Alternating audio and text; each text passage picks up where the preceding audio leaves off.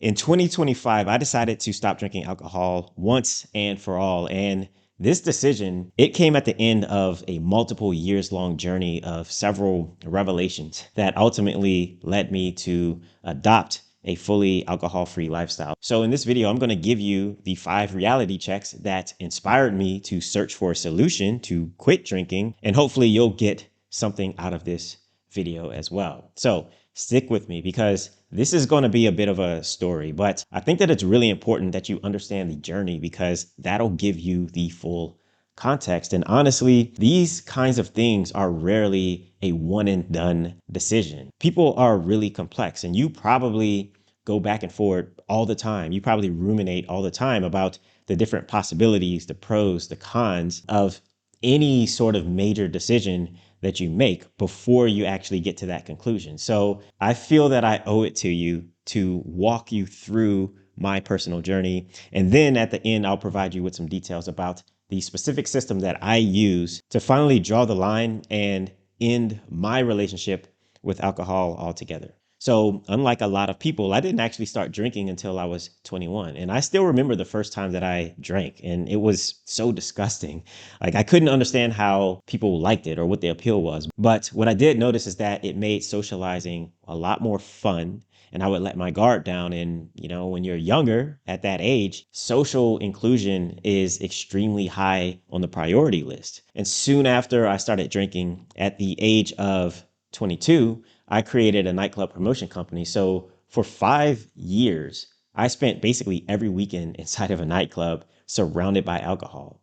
And being someone who does business with a venue meant that I had ridiculously cheap access to drinks. Now, I'm a pretty introverted person and I hated everything about being in that environment. So drinking made it so much easier for me to get through the night so that I didn't have to deal with all the craziness of running a nightclub business. And to add to that, this was in New Orleans, which is one of the most notorious party cities in the US. Like alcohol is fully integrated into the culture to the point where you have drive-through daiquiri shops and casual drinking in public. It's not only allowed, but in some cases it's just openly encouraged. So as far as I was concerned, drinking was a very acceptable and expected aspect of the human experience. And I didn't really see it as like a drug or a problematic thing. Like in my mind, drinking was really only a problem for people who have zero control and, they can't go a day without. And so most people that I knew of didn't necessarily fit into this category. So I didn't have the frame of mind to draw connections between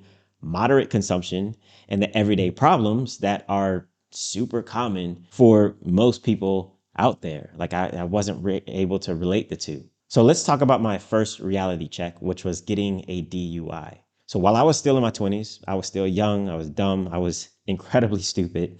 And after having a few drinks at a bar near my house, I decided to drive home with a full cup of beer in my hand, basically one for the road, literally. And it was just a 3-minute drive back to my house. But in between the bar and my house, a cop got behind me. Now he didn't have his lights on, so I could have driven normally, or at least attempted to, and obey the traffic laws, but I was fueled by liquid courage. And at the time I drove this luxury 2-door coupe, had a lot of horsepower under the hood. So I did the math and I made an alcohol induced decision to lose the cop. So instead of following the traffic laws, I decided to take a left turn down one of the side streets and then I floored it. And I was for sure going to lose him, except I didn't. So to make a very long story short, that's how I ended up with the DUI, 3 days in jail, a suspended license, $10,000 in legal expenses, and probably 200 hours of my time spent dealing with the legal ramifications. And part of that time included me going to some defensive driving classes, which I've got to say is actually really useful. I attended a Mothers Against Drunk Driving panel, and I also went to several AA meetings. Those AA meetings, I assumed would be full of haggard, decrepit people. But to my surprise, those meetings were full of some of the most high functioning people that I've ever met. Like it was full of doctors, lawyers, business executives, you name it. And that's when I began to see alcohol as a true menace that's kind of hiding in plain sight. Now, while the really bad cases of alcoholism stand out, there's a lot of suffering that happens in that middle ground between no drinking and being at the extreme end of the spectrum. And I realized that most drinkers drink enough that it does have a measurable negative effect on their lives, but maybe not enough that it causes acute pain and suffering. And in some regards, that's probably the worst place to be because there's no feedback that's strong enough to incentivize a change. So needless to say, the message was very clear. In my eyes, drinking was a net negative activity, and drinking and driving was just, well, it's just incredibly stupid. So never again did I get behind the wheel of a car after having even one alcoholic beverage. Now, I'll save this story for a different day, but having a suspended license, that was also the catalyst behind me turning to minimalism and giving up driving altogether. But I'm not going to talk about that in this video. Now, the second reality check was my fitness transformation. So several years later, around the age of 30, I embarked on a pretty serious health and fitness journey. Now, at this time, I was in a much better place in life than I was before. And fitness became like very therapeutic for me. I seriously got into lifting weights and optimizing my diet, living an all around healthier lifestyle. And I had many different reasons for getting serious about my fitness, but one of the more superficial reasons was that, I wanted to look like an action figure. I wanted the type of body that instantly signaled to other people that I'm a very focused, I'm a very disciplined, very consistent and hardworking person. Like I wanted something that most people couldn't attain. From that moment that I started taking my fitness really serious, I made lots of progress, except no matter what I tried, I could not seem to get lean enough to get a six-pack to show. Now, as I evolved in my fitness journey, I began to treat my mind and my body like a lab experiment.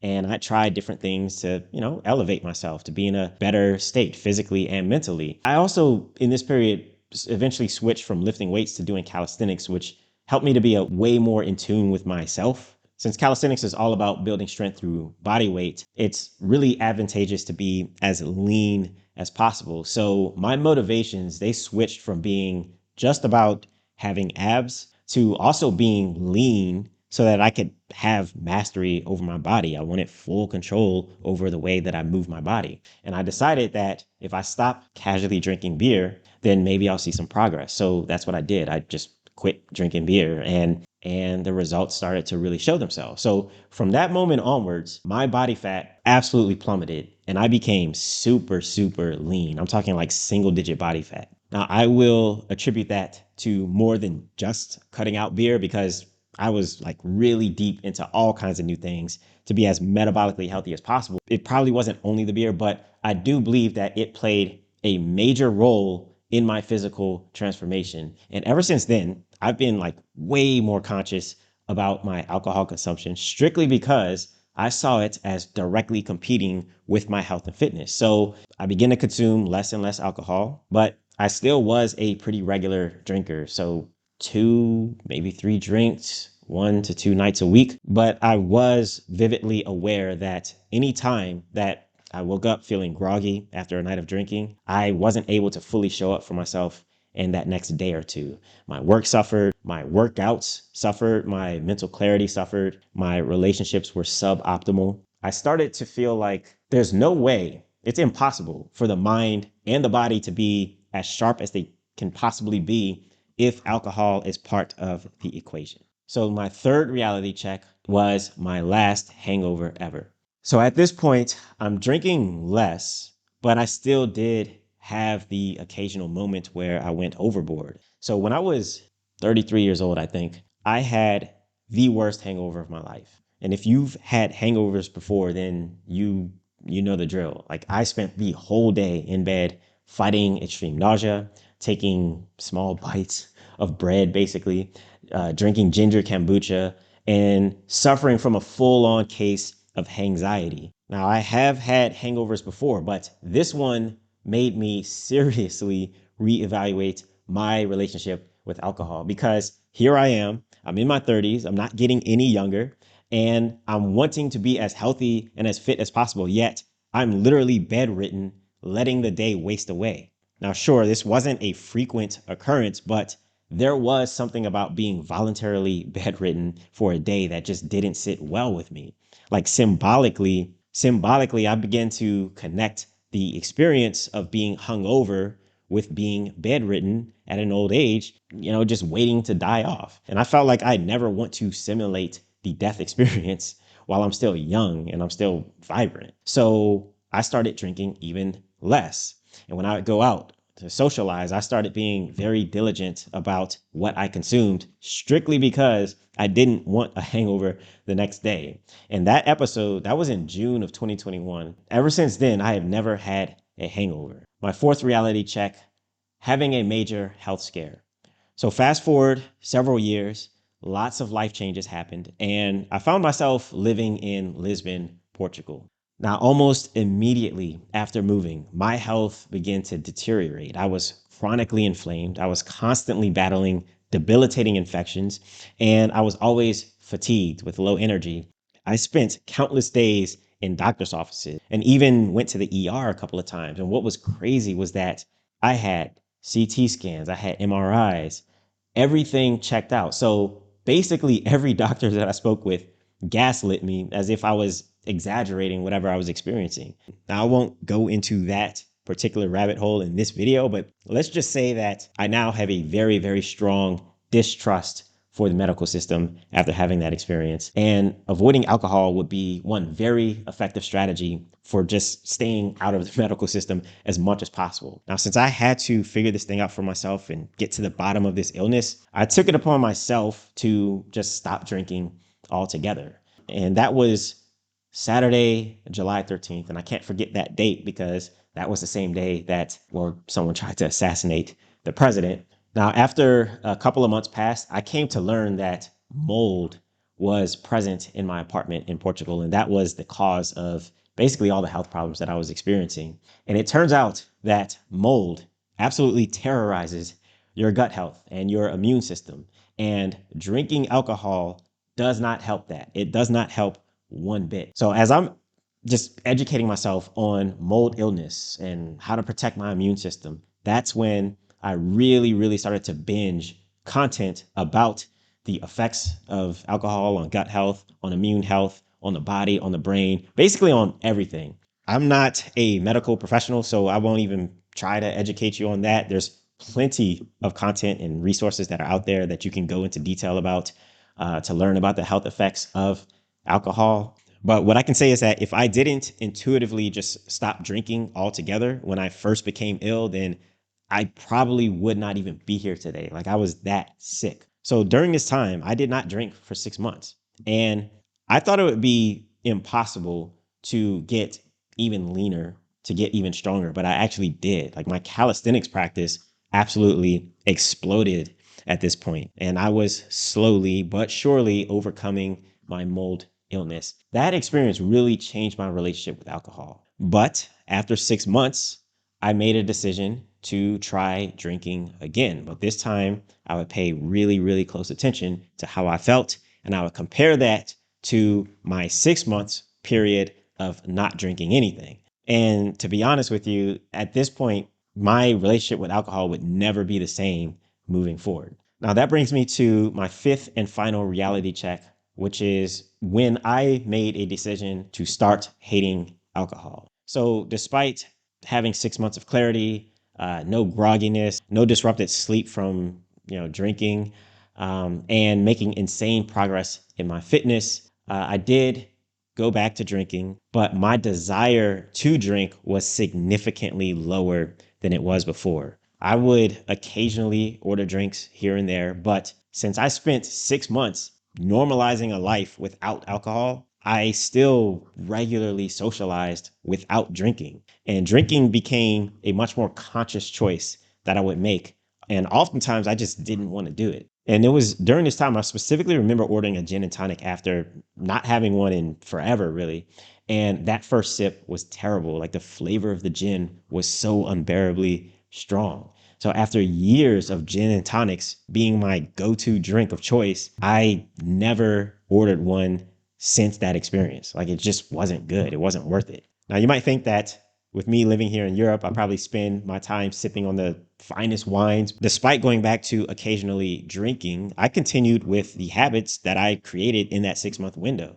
I continued to actively curate my information diet, which included endless amounts of content about why alcohol is misaligned with my larger vision for life. I also prioritize my relationships with other people who don't drink or people who are actively trying to drink less. And that energy rubbed off on me. I got very serious about managing the inputs into my life, the information inputs, the social inputs, the nutrition inputs, the environmental inputs. And that ultimately led me to create the focus algorithm, which is all about helping people to break the status quo of the standard American lifestyle, which includes casual drinking, and to really get focused on living life with extreme intention.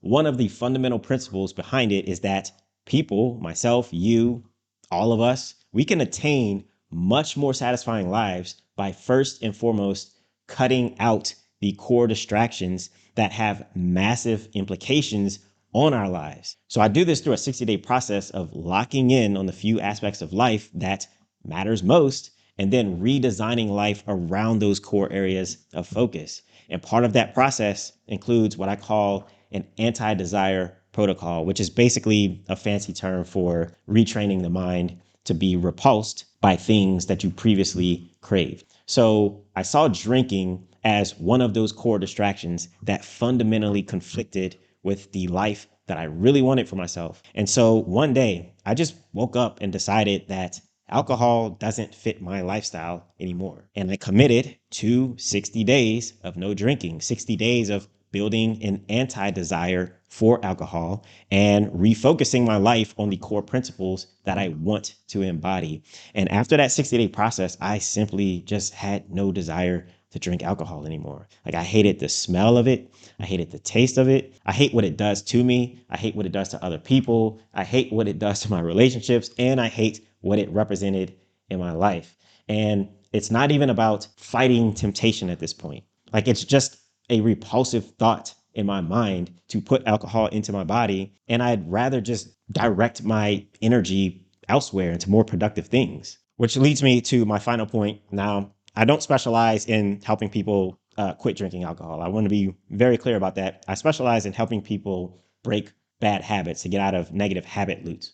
And so if you're looking to cut drinking or literally any habit that you feel is holding you back from living your best life, then you can grab a copy of my anti-desire builder instead of a generic PDF that's written by AI, because that's what everyone's selling these days, or an online course, which has an average like 10% completion rate. I've created an interactive tool that applies my anti-desire framework to your specific situation. And you can implement it immediately and then just keep reusing it anytime you feel that you need to get misaligned habits under control. All right. So it's a fully interactive tool that constructs a personalized 60-day plan for rewiring your brain to repulsively avoid the bad habits that are holding you back, whether you need to break phone addiction or stop, binging on junk food. Just follow the workflows and it'll give you a personalized anti-desire curation plan.